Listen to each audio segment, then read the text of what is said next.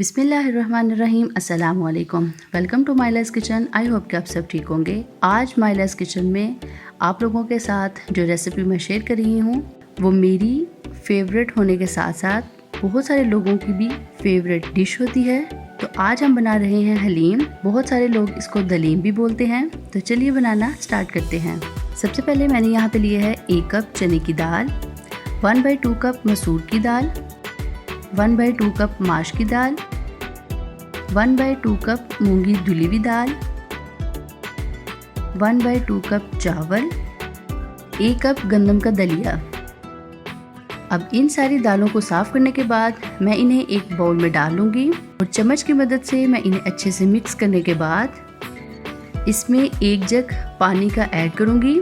आप देख सकते हैं इसके ऊपर जितना गंद था वो सारे का सारा ऊपर आ चुका है और अब मैं इस पानी को वेस्ट कर दूँगी। इसी तरह 2 से 3 मरतबा मैं पानी के साथ इसे अच्छे से साफ़ कर लूँगी और लास्ट टाइम मैं इसमें साफ़ पानी ऐड करने के बाद रात भर इन सब चीज़ों को भिगो कर रख दूँगी। नेक्स्ट डे आप देख सकते हैं बाउल में से मैं पानी निकाल चुकी हूँ और साथ ही साथ यहाँ पे मैंने एक देगचा ले लिया है।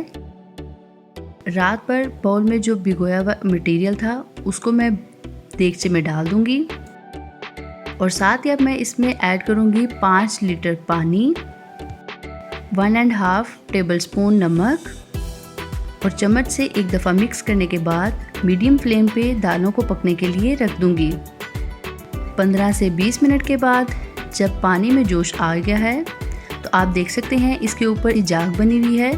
चम्मच की मदद से मैं इसे साथ साथ उतारती जाऊँगी क्योंकि अगर आप इस जाग को साथ साथ नहीं उतारेंगे तो इससे दालों का टेस्ट ख़राब हो सकता है। देगचे में आपने वक्फे से चम्मच चलाते जाना है ताकि आपकी दालें देगचे के साथ ना चिपकें। यहाँ पे मैंने ले लिया है 1 किलो बोनलेस बीफ का गोश्त और साथ ही साथ यहाँ पे मैंने 1 से 2 अदद हड्डियाँ ली हैं ताकि इनका जो अर्क निकलेगा उससे इसका टेस्ट और भी दुबाला हो जाएगा। 1 कप कुकिंग ऑयल, 1 इंच अदरक का टुकड़ा, 1 गट्ठी साबुत लहसुन, 2 मीडियम साइज़ के कटे हुए प्याज, 1 टीस्पून गरम मसाला, 2 टेबलस्पून खुश्क धनिया पाउडर, 1 पिंच काली मिर्च, 1 टेबलस्पून नमक, टीस्पून हल्दी, 1 टेबलस्पून लाल मिर्च। और यहाँ पे मैंने ले लिया है सबसे पहले प्रेशर कुकर। इसमें मैं डालूँगी 1 कप कुकिंग ऑयल।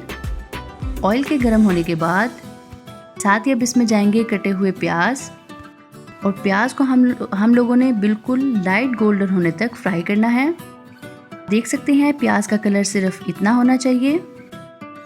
साथ ही अब मैं इसमें ऐड करूँगी साबुत लहसुन और कटी हुई अदरक और इन दोनों चीज़ों को भी 3 से 4 मिनट फ्राई करने के बाद इसमें जाएगा बीफ का गोश्त और उसको 4 से 5 मिनट तक चम्मच चलाते जाएंगे ताकि बीफ हमारा प्रेशर कुकर के साथ ना चिपके।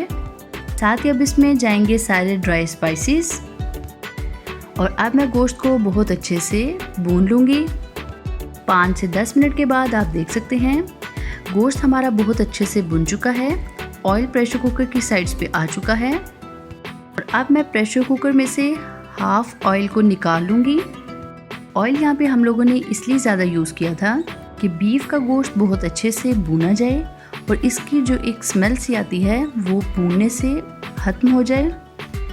बाज़ लोग इस ऑयल को निकालने के बाद जब हलीम तैयार हो जाती है तो इस ऑयल को हलीम के ऊपर डालकर खाते हैं। अगर आप चाहें तो आप भी इस तरह से कर सकते हैं।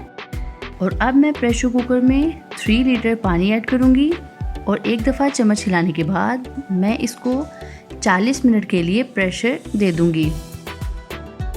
और दूसरी तरफ आप देख सकते हैं कि दालें हमारी नरम हो चुकी हैं, पक चुकी हैं, पानी देगचे में से सारे का सारा ड्राई हो चुका है और यहाँ पे मैंने ले लिया है गोटवा, जिसको आप देसी मैशर भी कह सकते हैं। अगर आप इसे बाज़ार से ख़रीदना चाहें तो आप इसे गोटवा ही बोलेंगे। तो अब मैं इसकी मदद से दाल को बहुत अच्छे से मैश कर लूँगी। इसको मैं तब तक चलाती जाऊँगी जब तक हमारी सारी की सारी दालें आपस में अच्छे से मिक्स ना हो जाएं। और यहाँ पे मैंने प्रेशर कुकर को खोला है 1 घंटे के बाद, क्योंकि जब मैंने 40 मिनट के बाद प्रेशर कुकर को खोल के बीफ को चेक किया था तो बीफ हमारा अभी थोड़ा सा कच्चा था। मज़ीद मैंने इसको 20 मिनट के लिए और स्टीम दिया। तो आप देख सकते हैं कि बीफ यहाँ पे हमारा बिल्कुल अंदर तक पक चुका है और नरम हो चुका है। प्रेशर कुकर में जो आपको पानी नज़र आ रहा है, अब मैं इसको फुल फ्लेम पे ड्राई कर लूँगी। 15 से 20 मिनट के बाद आप देख सकते हैं पानी बिल्कुल ड्राई हो चुका है और ऑयल साइड्स पे आ चुका है। हड्डियों को मैंने प्रेशर कुकर में से निकाल लिया है और अब इसी देसी मैशर की मदद से मैं इस बोनलेस बीफ को भी बहुत अच्छे से मिक्स कर लूँगी। अगर आपके पास हैंड ब्लेंडर मौजूद है तो आप उसके साथ भी इसे बहुत अच्छे से मैश कर सकते हैं, उससे बआसानी मैश हो जाता है। अगर आपको हमारी वीडियो पसंद आए तो शेयर करें और लाइक करें, साथ ही चैनल को सब्सक्राइब भी करें और बेल आइकॉन पर क्लिक करके अपडेट रहें। यहाँ पे आप देख सकते हैं दालें हमारी बहुत अच्छे से मिक्स हो चुकी हैं और प्रेशर कुकर में जो बीफ को हम लोगों ने अच्छे से मैश किया था उस मटेरियल को भी अब हम देगचे में डाल देंगे। इन दोनों मटेरियल्स को हम लोग इतना मिक्स करेंगे कि ये यकजान हो जाएं। हलीम को यहाँ पे मैंने चेक किया तो मैंने अपने टेस्ट के हिसाब से इसमें पीसी हुई काली मिर्च और नमक को ऐड किया था।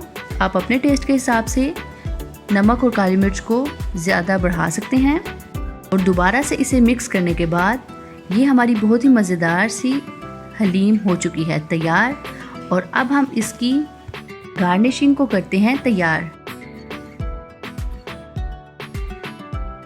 तो यहाँ पे सबसे पहले मैंने फ्राई पैन में ले लिया है ऑयल और इसमें 2 to 3 मीडियम साइज़ के प्याज कटे हुए मैं इसमें डाल दूँगी और इनको डार्क गोल्डन होने तक फ्राई करूँगी। प्याज हमारे फ्राई हो चुके हैं और अब मैं इसे प्लेट में निकाल लूँगी। और अब मैं हलीम को लेमन, फ्राई किया हुआ प्याज, धनिया, अदरक और हरी मिर्च के साथ बहुत अच्छे से गार्निश कर लूँगी। और ये हमारी बहुत ही मज़ेदार सी हलीम हो चुकी है तैयार। और आप इसे ऐसे भी खा सकते हैं, आप इसे चाहें तो रोगनी नान के साथ भी खा सकते हैं। आप इस रेसिपी को ज़रूर ट्राई कीजिएगा और कमेंट में मुझे ज़रूर बताइएगा कि आपकी हलीम कैसी बनी। Thanks for watching. For more videos, please subscribe our channel, like our Facebook page and follow us on Twitter and Instagram. अगर आप ये रेसिपीज़ रिटर्न में देखना चाहें तो आप हमारी वेबसाइट www.mylaskitchen.com पर जाकर भी देख सकते हैं।